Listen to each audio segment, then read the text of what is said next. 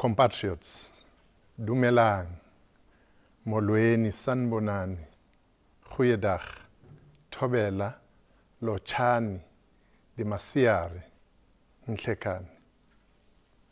We will soon be at the end of what has for many been a difficult year. In our communities, at our places of work and study, and in our homes, South Africans have had to confront many challenges. We have had to deal with the devastating effects of the COVID-19 pandemic, with rising food and fuel prices, with catastrophic flooding in parts of the country, and with ongoing load shedding. It is therefore particularly distressing that amidst all these challenges, there have been several incidents of racism and intolerance. We have witnessed racist acts in our universities, schools, and other public places. Whilst it is deeply disturbing that these attitudes continue in our society, we must take encouragement from the fact that the perpetrators of racism have found neither sympathy nor condonation from the broader society. Time and again, our nation has shown its true character in times of need. In the darkest days of the pandemic, during last year's unrest, and in the aftermath of the floods earlier this year, South Africans came together. Communities reached out to each other. The same can be said for the incidents of racism that took place this year. Civil society mobilized against racists. Pressure was placed on the institutions involved to take swift and appropriate action. Acts of racism will not be suppressed, buried, or rationalized. They will be publicized, filmed, and put on full public view for all to see. This speaks to the energized and conscientized society we have become.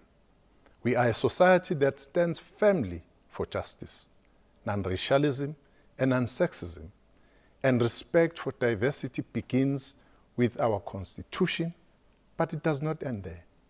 On this day of reconciliation, we reaffirm our commitment to live by the values of non-racialism and non-sexism. No matter how great the difficulties we may be facing, we cannot turn on each other. It is up to each one of us, whether as families, as parents, as educators, or as communities, to do more to build bridges of understanding.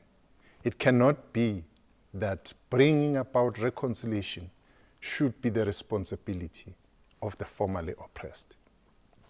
Instead of retreating into our cocoons of race, language, ethnicity, and class, let us use today and indeed every day as an opportunity to play our part.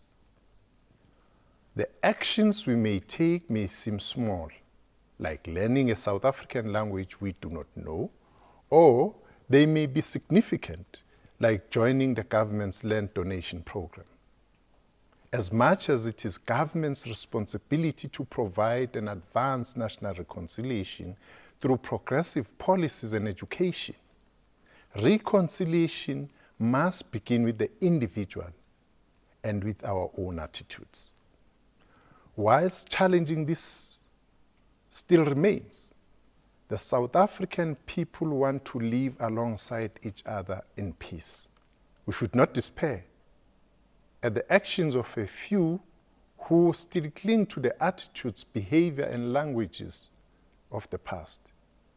The great writer Alan Paton once said that reconciliation is not about forgiving and forgetting as if nothing wrong had ever happened. It is about forgiving and going forward, about building on the mistakes of the past to create a new future. Despite the national trauma and great crime that was apartheid, we have come a long way in bringing about reconciliation between the races. Today and every day, let us look to the future with optimism. It is our collective hope that the new year will bring peace, progress, and prosperity for every South African man, woman, and child. In our society of common prosperity, there is no room for prejudice of any kind.